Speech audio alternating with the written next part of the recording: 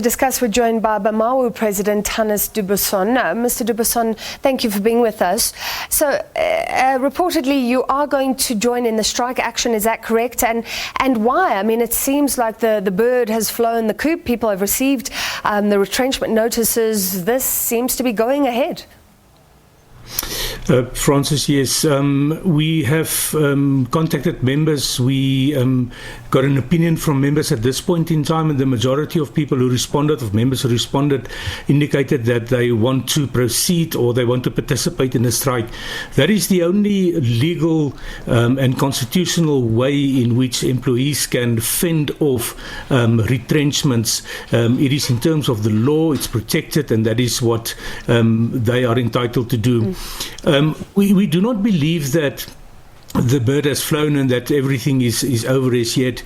The SABC ended the second consultation process around about the end of December, and only a day or two ago, and even today, people who's never been on the redundancy list suddenly received letters of redundancy. Other people who's not been redundant has now been or who has been redundant declared before is now not redundant. Now the issue that we have with this consultation process is the fact that, for instance, that the head of radio has said on record to us that the board said go and consult, but the bottom line must remain the same. To us, that means that the number that the SABC has decided on will remain the same, and that the employees is just being shifted around now, and people who's never been declared redundant has now received letters, and we believe that is unfair. Yeah. And a strike action would be legal, because I'm not too sure how it works, but we know there was strike action in the beginning, there were CCMA processes. At some point, doesn't that become a finished process, you know, and you enter into the retrenchment process? No, remember in terms of Section 189, that is one of the defences that an employee has against a retrenchment. It's either to approach the court or to embark then on what we call a protected strike.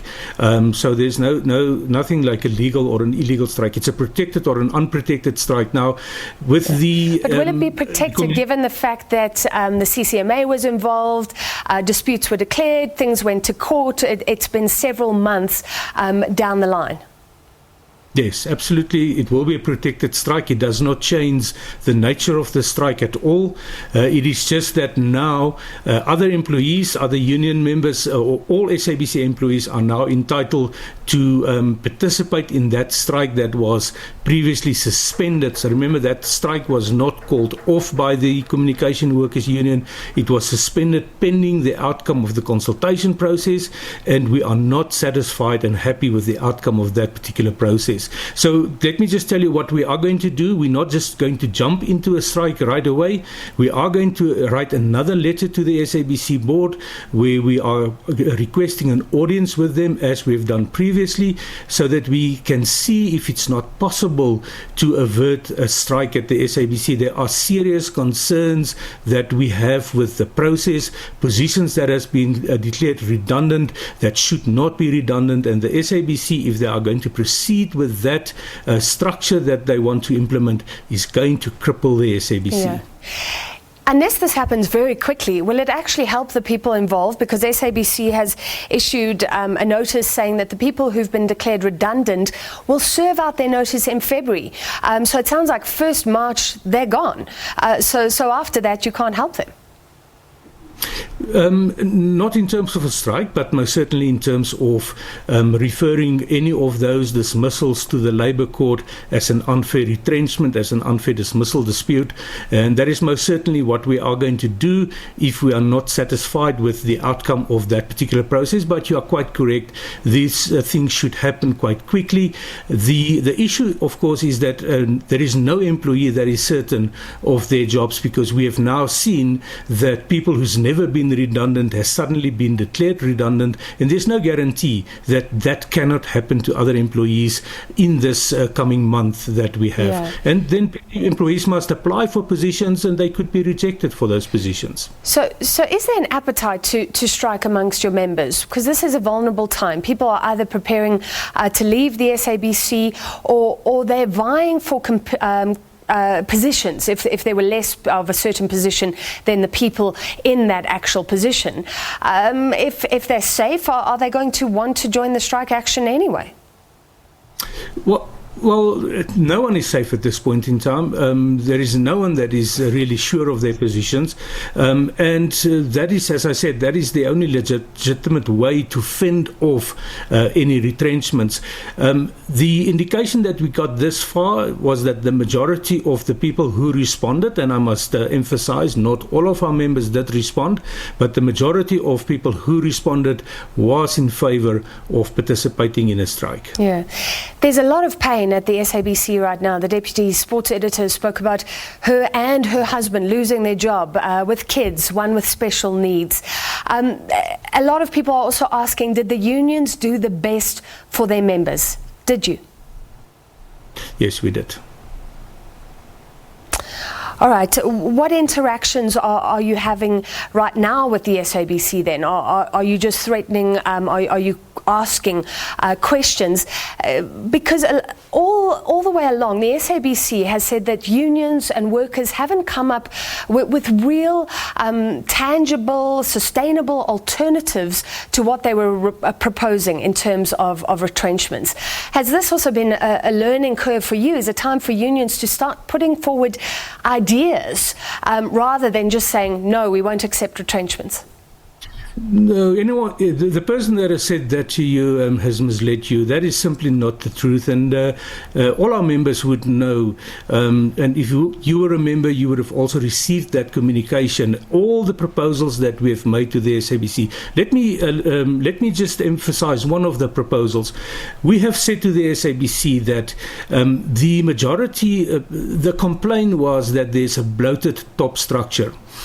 8 employees earns 1.24% of the entire salary bill of the SABC. We said to the SABC, you need to review the positions of executives. We currently have a structure, for instance, where if you know the scale codes of the SABC, where a 115 person, which is a group executive person, has no general manager on a 120 scale, that is the level just below, that is reporting to that executive. The only manager that's reporting to that executive in terms of some of the new structures are on a scale code 1 to 5, which is kind of middle management. Now, why not reviewing those positions? Why not reducing the salaries of those executives? That is one of the solid proposals that we've been made. The response was those people have... But like you say, we've heard the SABC's response to that, but like you say, that would only affect just over 1% of the wage bill that is problematic. Well, that is a proposal that we've made, like we've made a lot of other proposals, which was not incorporated by the SABC, that has not been taken seriously by the SABC. So we didn't just sit on the sideline and shouting rah, rah, rah, and we are unhappy. We have made constructive proposals to the SABC. We have taken proposals, for instance, in the news department. We have taken those proposals that we received from members, substantive and substantial proposals, which we have forwarded to the SABC, and guess what? On a lot of those proposals, we have not even received a response. By law, the SABC must reply, and with reasons why they don't accept those particular proposals, and there's a number of them that they have not replied to. This process is has been it's over hastily been taken. This process should be given more time, and the SABC should seriously review its structures approach in an honest and in a business sense way to pave the way for the SABC to be competitive in future. However, Mr. Buisson, when you took these arguments to court, you lost to the SABC. The courts have not found in your favour. It also looks like politicians have backed down, although the EFF did release a statement. But there's no strong opposition or strong support for your cause right now. Are you not fighting against the wind, maybe even giving workers false hope here? No, we don't. The court decision has currently been taken on appeal, so until the outcome of that appeal is known, that decision cannot be relied on as gospel. No, we're not giving false hope to people. What we have submitted are substantial. It is sensible suggestions that we've made in terms of the proposals. For instance, executive producers at news, the vernacular languages do not have senior people that is fulfilling those positions, but on the English side there's quite a number of those executive producers, so there seems to be also a discrimination in terms of those particular issues. We're not concerned about the politicians and whoever supports us or not. We do what is right, we do what is lawful, we do what is legal, and we do what is the best for members and the SABC, and that is what we are concerning ourselves with. All right, thank you for your time tonight. That was the President of Union Bemawu, Hannes de Buisson. So really a very painful time at the SABC. People issued with those redundancy letters or surplus letters if there are too many people in one position. Both unions saying that strike action is still now on the cards.